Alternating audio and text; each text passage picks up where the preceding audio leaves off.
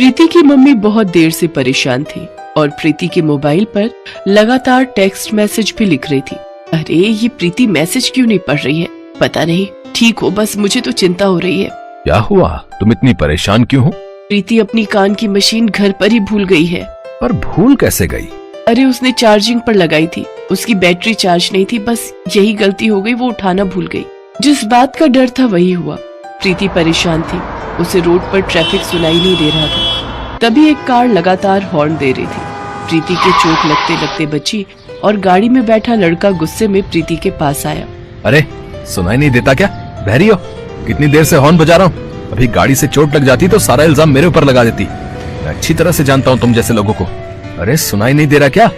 अभी भी चिल्ला रहा हूँ। सॉरी, आपने कुछ कहा? मैं सुन नहीं सकती हूँ, मैं बहरी हूँ, इसलिए आपकी बात को समझ नहीं पाई।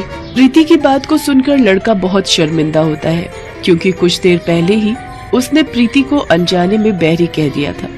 पर प्रीति तो सचमुच में बहरी लड़की थी।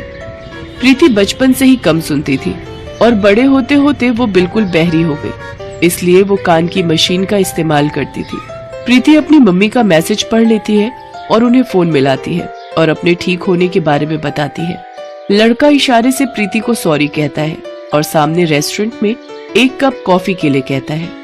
प्रीति को अपनी लाइफ में अपने माता पिता के बाद अनिल नाम का वो ऐसा लड़का मिला था जो उसके बहरेपन का मजाक न उड़ाकर बल्कि प्रीति की रिस्पेक्ट करता था।